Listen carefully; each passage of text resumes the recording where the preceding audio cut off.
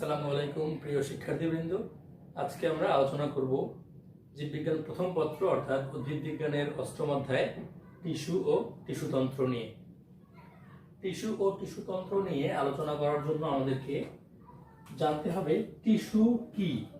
তোমরা সবাই জানো আগে থেকেই, টিস্যু হচ্ছে একগুচ্ছ কোষের সমষ্টি যাদের উৎপত্তি ও প্রধান কাজ একই রকম। তাহলে এটি যদি একটি কোষ হয়, এরকম ভাবে যখন একগুচ্ছ কোষ একই জায়গা থেকে উৎপত্তি হবে এবং যদি তারা একই প্রধান কাজ করে, তখন আমরা এই কোষগুচ্ছকে বলবো টিস্যু। তাহলে টিস্যু হলে তিনটা শর্ত হতে হবে। একটি হচ্ছে একগুচ্ছ কোষ এবং প্রধান কাজ যদি একই হয়, তাহলে আমরা এই কোষগুচ্ছকে বলবো টিস্যু। উদ্ভিদ বিজ্ঞানে এই টিস্যুগুলোকে আমরা দুই ভাগে ভাগ করি। একটিকে বলা হয় ভাজক টিস্যু, একটিকে বলা হয় স্থায়ী টিস্যু। অর্থাৎ যে টিস্যুগুলো বিভাজিত হতে পারে, একটা থেকে দুইটা, দুইটা থেকে চারটা, এরকম অসংখ্য টিস্যু সৃষ্টি হতে পারে, তাদেরকে বলা হয় ভাজক টিস্যু। আর যারা বিভাজিত হতে পারে না, তাদেরকে বলা হয় স্থায়ী টিস্যু। তাহলে সহজ করে যদি আমরা বলি, বিভাজনে সক্ষম টিস্যুকেই বলা হয় ভাজক টিস্যু, আর যাদের বিভাজিত হয় না, যারা বিভাজনে অক্ষম, তাদেরকে বলা হয় স্থায়ী টিস্যু। তো আজকে আমরা মূলত আলোচনা করব ভাজক টিস্যু নিয়ে। স্থায়ী টিস্যু নিয়ে আমরা পরবর্তী ক্লাসে আলোচনা করব। ভাজক টিস্যু, এটাকে ইংলিশে বলা হয় মেরিস্টেম বা মেরিস্টেমেটিক টিস্যু। Meristematic tissue. তাহলে ভাজক টিস্যু কাকে বলবো আমরা? যে টিস্যুর কোষগুলো বিভাজিত হতে পারে, অর্থাৎ বিভাজনে সক্ষম। তাহলে বিভাজনে সক্ষম টিস্যুকেই বলবো আমরা ভাজক টিস্যু। এই ভাজক টিস্যুগুলো দেখতে কেমন হয়, এদের আকার আকৃতি বা এদের কাজ, এগুলো নিয়ে আমরা একটু আলোচনা করব। তাহলে যদি বলি ভাজক টিস্যুর কাজ কি? বিভাজন হওয়া মানে কি? বৃদ্ধি হওয়া। আমরা জানি ছোট্ট একটা বীজ থেকে পরবর্তীতে এরকম ভাবে যখন একটা চারা গাছ গজায়, এই চারা গাছ থেকে আমরা জানি পরবর্তীতে এরকম বৃহৎ কোনো গাছ সৃষ্টি হয়। এই যে একটা মাত্র বীজ থেকে এত বড় গাছ সৃষ্টি হচ্ছে, এই যে বিভাজিত হচ্ছে, এটাই হয় মূলত ভাজক টিস্যুর ফলে। তাহলে আমরা বলতে পারি ভাজক টিস্যুর প্রধান কাজ হচ্ছে উদ্ভিদের বৃদ্ধি হওয়া। সেটা হতে পারে দৈর্ঘ্যে এবং প্রস্থে, উভয় দিকেই বৃদ্ধি, এবং ক্ষতস্থান পূরণ করা। উদ্ভিদের বৃদ্ধি সাধন করা এবং ক্ষতস্থান পূরণ করা। যদি কোনো জায়গায় কেটে যায় বা ক্ষত সৃষ্টি হয়, তার চারপাশের ভাজক টিস্যুগুলো বৃদ্ধি হয়ে হয়ে সেই ক্ষত জায়গাটা পূরণ করে। ক্ষতস্থান পূরণ করা আরেকটি কাজ। এই ভাজক টিস্যুগুলোর বৈশিষ্ট্য কেমন, এটা আমাদেরকে জানতে হবে। তোমরা আগে থেকেই পড়ে আসছো। সাধারণত এই কোষগুলো আয়তাকার, এগুলো দণ্ডাকার, ষড়ভুজাকৃতির, তারকাকার, এরকম বিভিন্ন আকৃতির হতে পারে। তাহলে আমরা যদি দেখে নেই যে সাধারণত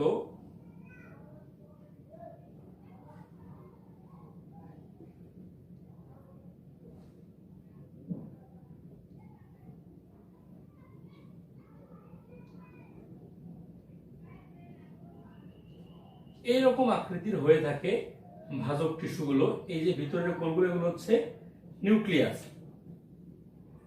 এগুলো হচ্ছে নিউক্লিয়াস, এবং এর চারপাশে এরকম ভাবে খুবই ঘন সাইটোপ্লাজম থাকবে। ঘন সাইটোপ্লাজম থাকবে, নিউক্লিয়াস আকারে বড় থাকবে। তাহলে এটি হচ্ছে ভাজক টিস্যু। আমরা যদি ভাজক টিস্যুর বৈশিষ্ট্য নিয়ে আলোচনা করি, তাহলে দেখো এখানে আমরা কি কি বৈশিষ্ট্য পাচ্ছি। এই কোষগুলো আয়তাকার হতে পারে, দণ্ডাকার, ডিম্বাকৃতির, ষড়ভুজাকৃতির, বিভিন্ন শেপে হতে পারে।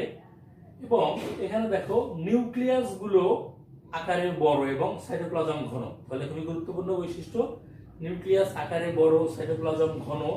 এবং এই যে দুইটা কোষের মাঝখানে কোনো ফাঁক নেই, অর্থাৎ এদের মধ্যে কোনো আন্তঃকোষীয় ফাঁক থাকবে না। এবং এদের যে কোষ প্রাচীরগুলো খুবই পাতলা ও সেলুলোজ নির্মিত। কোষ প্রাচীরগুলো খুবই পাতলা ও সেলুলোজ নির্মিত। এদের মাঝখানে কোনো ধরনের গহ্বর নেই।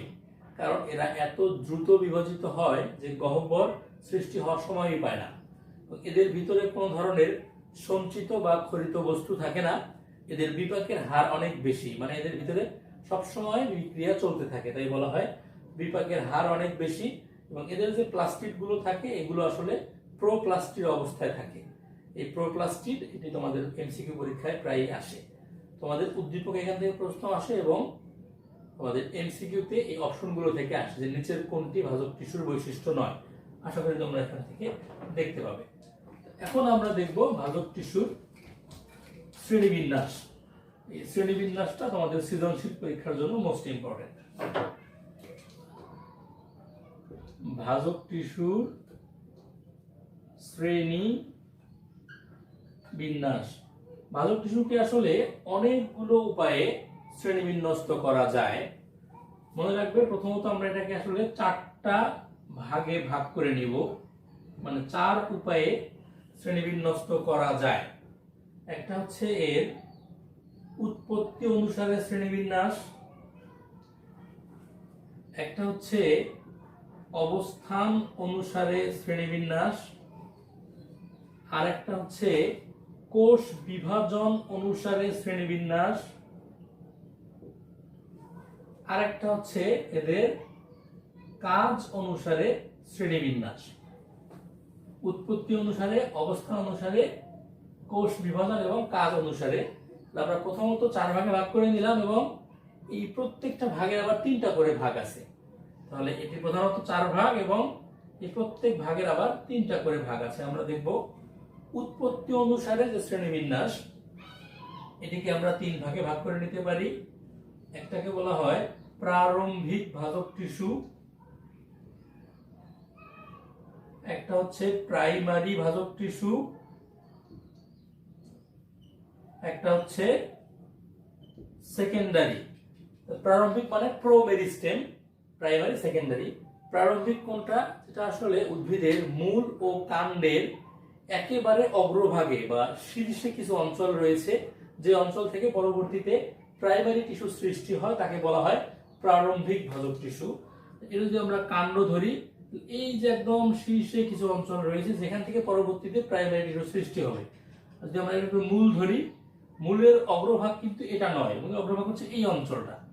এই যে নবগঠিত যে অঞ্চলগুলো অগ্রভাগ, তাহলে মূল এবং কাণ্ডের অগ্রভাগে যে অঞ্চল থেকে পরবর্তীতে প্রাইমারি টিস্যু সৃষ্টি হয় সেটি হচ্ছে প্রারম্ভিক টিস্যু। আর প্রাইমারি টিস্যু এটি হচ্ছে উদ্ভিদের ভ্রূণ অবস্থাতেই সৃষ্টি হয় যে টিস্যুগুলো, একদম প্রাথমিক অবস্থায় যখন ভ্রূণ থাকে তখন থেকে যে টিস্যু সৃষ্টি হয় তাকে বলা হয় প্রাইমারি টিস্যু। আর সেকেন্ডারি টিস্যু আসলে পরবর্তীতে সৃষ্টি হয় অনেক দেরিতে। মনে রাখতে হবে, প্রাইমারি টিস্যুর ফলে বা প্রাইমারি ভাজক টিস্যুর ফলে একটি উদ্ভিদ দৈর্ঘ্য বরাবর বৃদ্ধি পায় এবং সেকেন্ডারি ভাজক টিস্যুর ফলে একটি উদ্ভিদ প্রস্থ বরাবর বৃদ্ধি পায়। আমরা যে মোটা হওয়া বলি, একটা উদ্ভিদ ছোট থেকে লম্বা হবে যেটা, এটি হচ্ছে প্রাইমারি, এবং মোটা বা পরিধির দিকে যে বড় হবে প্রস্থ, এটিকে বলবো আমরা সেকেন্ডারি ভাজক টিস্যু। এটি গেল উৎপত্তি অনুসারে ভাজক টিস্যুর শ্রেণী বিভাগ। এরপর আমরা দেখব অবস্থান অনুসারে শ্রেণী বিভাগ। এখানেও আমরা 3 প্রকারের দেখব, এই সবগুলোই আসলে 3। এই 3 প্রকারের যে আমরা দেখব, এই 3 প্রথমকে বলবো হচ্ছে শীর্ষস্থ ভাজক টিস্যু, তারপর নিবেশিত বা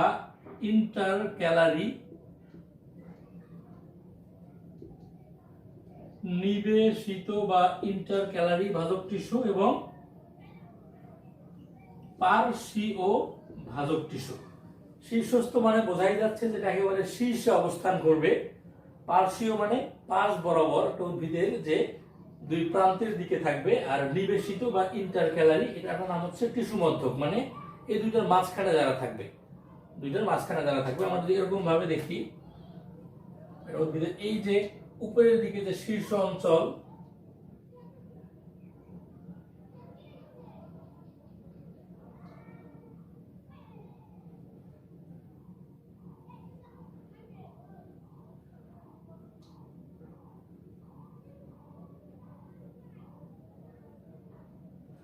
এই যে আমরা যে ছবিটা দেখছি একদম উপরের দিকে যে শীর্ষে আছে, এটা হচ্ছে শীর্ষস্থ ভাজক টিস্যু, আর এখান থেকে দেখো যে দুই পাশে যেটা আছে এরা হচ্ছে পার্শ্বস্থ ভাজক টিস্যু, এবং এই যে এইটা এবং এটা এদের মাঝখানে যেগুলো আছে, এই যে মাঝখানে যে টিস্যুগুলো আছে এদেরকে বলি আমরা নিবেশিত, আর এটা হচ্ছে শীর্ষস্থ, এবং এই যে আমরা দেখছি পাশ বরাবর যেগুলো হচ্ছে পার্শ্বস্থ ভাজক টিস্যু আমরা এদেরকে বলি। তাহলে এটি গেল হচ্ছে অবস্থান অনুসারে শ্রেণীবিন্যাস। এখন মনে রাখতে হবে যে এই অবস্থান অনুসারে যে শীর্ষস্থ এবং নিবেশিত এই দুইটা কিন্তু আবার প্রাইমারি টিস্যু, এই দুইটা আসলে প্রাইমারি টিস্যু, আর পার্শ্বস্থ বা পার্শ্বীয় যে টিস্যু এটি কিন্তু মনে রাখতে হবে এটি হচ্ছে সেকেন্ডারি টিস্যু। আমাদের এমসিকিউ যেগুলো আসে তাহলে এই পার্শ্বীয় বা সেকেন্ডারি এর উদাহরণ হচ্ছে কর্ক ক্যাম্বিয়াম বা ভিতরে যে ক্যাম্বিয়াম টিস্যুগুলো থাকে সেগুলো। তাহলে এটি গেল অবস্থান অনুসারে শ্রেণীবিন্যাস। এরপর আমরা দেখব কোষ বিভাজন প্রক্রিয়া অনুসারে, মানে এই কোষগুলো কিভাবে বিভাজিত হবে, একদিকে নাকি সকল দিকে, এরকম ভাবে আমরা এই কোষগুলোকে তিন ভাগে ভাগ করি। একটাকে বলি আমরা মাস ভাজক টিস্যু, মাস মানে অনেক, আর একটা হচ্ছে প্লেট ভাজক টিস্যু, আর একটাকে বলি আমরা রিব ভাজক টিস্যু। মাস মানে অনেক, আসলে যখন কোনো একটি কোষ বিভাজিত হতে হতে একটা গুচ্ছ তৈরি করে, যেমন যদি এই যে একটি কোষ এটি সব দিকে এরকম বিভাজিত হতে হতে হতে হতে যদি এরকম গুচ্ছ আকারে পরিণত হয়, এটা ছিল তার প্রথম কোষটা, তাহলে এটাকে আমরা বলবো মাস বিভাজন। সাধারণত এই ধরনের বিভাজনের ফলে একটা উদ্ভিদের ঘনত্ব বৃদ্ধি পায়। তাহলে এই মাস বিভাজন কোথায় কোথায় দেখা যায়, এটি হচ্ছে ভ্রূণথলিতে বা রেণু, এন্ডোস্পোর, মজ্জা, কর্টেক্স, এই সকল জায়গাতে আসলে মাস বিভাজন দেখা যায়। এরপরে আমরা দেখব হচ্ছে প্লেট। প্লেট মানে আসলে যেটি দুটি তলে বিভাজিত হয়, যেগুলো দৈর্ঘ্য এবং প্রস্থ এই দুই দিকে যেটা বাড়তে পারে এদেরকে বলা হয় প্লেট বিভাজন। তাহলে প্লেটের ফলে একটা উদ্ভিদ আয়তনে বৃদ্ধি পায়, মাসের ফলে আসলে ঘনত্ব বৃদ্ধি পায়। এর উদাহরণ তোমাদের বইয়ে একটি দেয়া আছে পাতা। রিব, রিব মানে তোমরা জানো পরশুকা, আমাদের বক্ষপিঞ্জরের যে অস্থিগুলো আছে এগুলো যেমন লম্বা রশির ন্যায়, ঠিক এরকম আসলে রিব মানে রশির ন্যায়। যখন কোন কোষগুলো শুধু একদিকে বৃদ্ধি পেতে পেতে এরকম লম্বা একটা রশির ন্যায় গঠন করে, তখন তাকে বলা হয় রিব। তোমরা এর উদাহরণ জানো, যেমন মজ্জা রশ্মি, মজ্জা থেকে এক সারি কোষ একদিকে উপরের দিকে পরিধির দিকে উঠে আসছে, তাকে বলা হয় মজ্জা রশ্মি। এটি হচ্ছে রিব ভাজক টিস্যুর উদাহরণ। এরপর আমাদের আরেকটি থাকলো হচ্ছে কাজ। কাজ অনুসারেও ভাজক টিস্যু তিন প্রকার, আমি এখানে লিখছি এটা। একটি হচ্ছে প্রোক্যাম্বিয়াম, প্রোক্যাম্বিয়াম, এরপরে হচ্ছে প্রোটোডার্ম, এরপরে হচ্ছে গ্রাউন্ড মেরিস্টেম।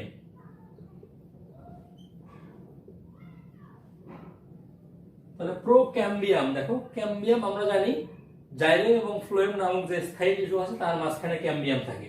তাহলে প্রোক্যাম্বিয়ামের কাজ হচ্ছে ক্যাম্বিয়াম এবং জাইলেম ফ্লোয়েম সৃষ্টি করা। ক্যাম্বিয়াম ও জাইলেম ফ্লোয়েম সৃষ্টি করা।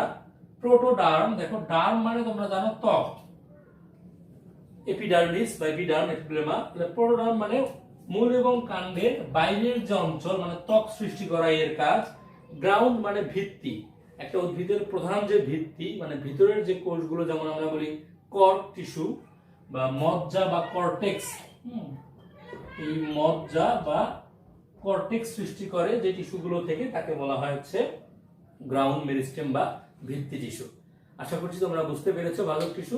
পরবর্তী ক্লাসে আমরা আলোচনা করব স্থায়ী টিস্যু নিয়ে। ধন্যবাদ সবাইকে।